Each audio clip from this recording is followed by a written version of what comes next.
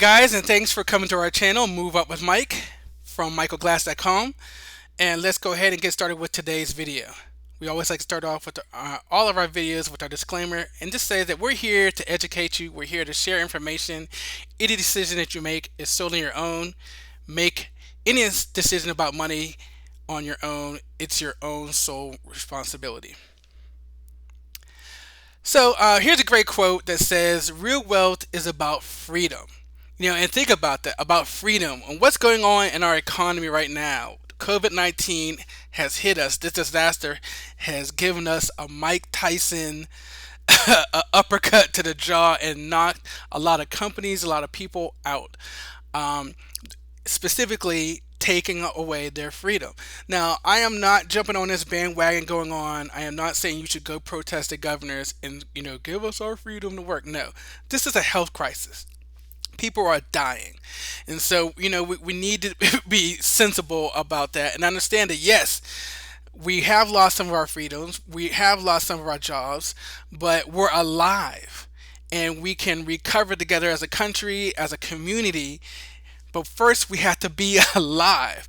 So today, as we go through the video, I just want you to understand that I do want to talk about wealth, and I do want to talk about freedom, and I do have a video at the end that I'm going to share with you guys, that a link to it at the end, to talk about how you can create your own wealth, even in COVID-19 disaster, how people are still making money from home. But in order to get to that, we have to really just talk about the update of what's going on with the stimulus. And so in order to do that, I want to kind of go back and show where we started. So when we look at the timeline, we had our first phase one coronavirus preparedness and response supplemental appropriations act. This was the first response that Washington Congress did. It basically was an $8 billion emergency fund that was basically helped to treat and stop the spread of COVID-19. But of course, it wasn't enough. So then we had to go to phase two, the Families First Coronavirus Response Act. This one was more geared towards individual and businesses. It included 2 weeks of qualified sick leave. And it had an expansion of coverage of COVID-19, and also making sure if you go to the doctor, you could be taken care of and not worry about the bill of associated with going to the hospital about COVID-19. And there was some employee tax credits that took care of paid sick leave. Again, they wanted people to stay home. If you're sick, stay home. So phase two was about really the financial impact of COVID-19 to businesses and to individuals, but really just in terms of their work. Because in phase three, we went to your wallet. And that's where we got, many of you last Wednesday, began to receive the $1,200 stimulus check. But keep in mind, it is a rebate. It is a rebate based upon your 2021 tax return. It is not free money. Your next year's tax return may be lower because it is a rebate. Some people are going crazy, but it was a rebate. Again, there was also some more about keeping people on the payroll. So there was the employee retention credit. And then they changed unemployment to allow self-employed people to apply.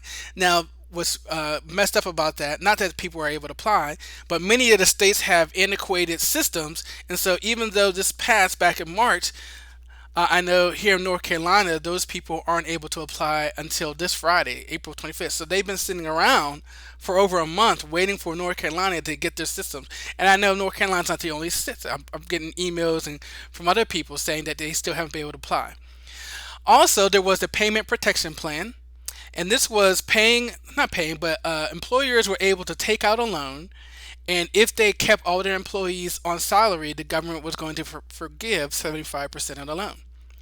The EIDL, the Emergency Impact Disaster Loan, it initially started out as this 10K grant that everybody was applying for if they had a business.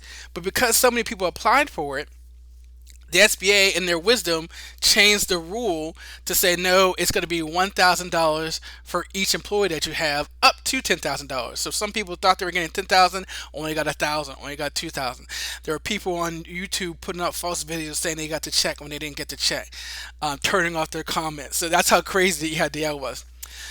Now, what's important about the PPP and EIDL? Well, that's what gets us to today. And today, we can see that the Senate is about to vote on phase 3.5. And this basically is all about getting more money to the PPP and the EIDL because both programs ran out of money last Thursday. So the Senate and the House and Secretary Mnuchin have been negotiating over this phase 3.5 deal, and it's going to put more money into PPP, allowing businesses to go to the bank and take out these loans, more money into the EIDL. EIDL also is a loan, but you can see the 10 billion towards a grant. That is that 10K or 1K for each employee grant. More money for hospitals and more money for testing. So that all those things are great. But we're not done because there's also a phase four. Now, phase four hasn't been voted on, and it was proposed by, I believe, the guy who ran for president, Tim Ryan. Um, and he's basically proposing make it rain $2,000 per month for anybody over the age of 16. And what's important about that? Well, two things are important about that. Doesn't it sound like Andrew Yang, the monthly dividend? But what's also important about that, with regards to the stimulus check, if you were a college student, you didn't get it. If you were a senior and you were, your child claimed you as a dependent, you didn't get it. So what this 2,000 per month would do is kind of fill in that void and just says everybody gets $2,000. And a lot of people said $1,200 wasn't enough. $2,000 is a certain a lot more. Keep in mind this was proposed in the House. It hasn't come to the floor. It hasn't been voted on, and the Senate certainly hasn't had anything to do with it. And what's more important, and I've seen a lot of videos on YouTube, $2,000 a month, $2,000 a month. Keep in mind this: what happened yesterday, and really today, and going forward, states are starting to open back up. You can have the discussion of whether it's smart for states to open back up another day.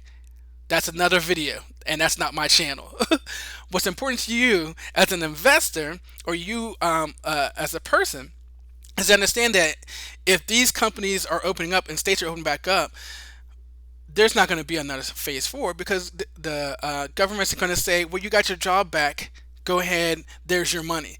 So I don't really think phase four is going to happen if all these states, because I don't think they can give phase four to North Carolina and New York because they're still closed. Meanwhile, Florida and Georgia and Tennessee, Texas, they don't get phase four because they opened up. I think that's too much back and forth that's going to happen. So to me, if all these states open up, we're not going to see four. That's just my personal opinion. But what's important, as I said, how does this affect us as an investor? Well, if you got your stimulus check, what's the best way to invest that? Not to go to Amway, not to go, put it on this yourself. I think the best home-based business, because right now I'm trading, I'm in the market. I wake out of bed, go over to my computer, trade a little bit, come out of my office, go get back in bed. You can still be an investor based upon the stock market. And you can see right here, look, it doesn't take a lot to get started. There's no inventory. I was a realtor, you had to have your listings, no clients to manage. Again, being a realtor, no crazy sellers, no crazy buyers. No sellers that want to sell for $1 billion. No buyers that want to buy for $0. Nothing crazy like that. And time sensitive. And what I mean by that is, I'm not saying you need to be a day trader, sitting in front of your computer all day. There are different ways to invest in the stock market. You can use options and trade, 15 minutes once a week with iron condors. You can get in with the micros, both forex and futures. Again, small investment. There's so many ways to make money in the stock market if you know what you're doing that you can replace your income. And again, as we start this video, freedom to make your own choices and have the wealth to do that. I would love to help you do that. Check me out, Move Up with Mike, on most social media. And again, I'm going to add this video right here. I go into much more detail about why the stock market and trading for a living is the best home-based business. Click that link right there. Thanks, guys, and I'll see you next time.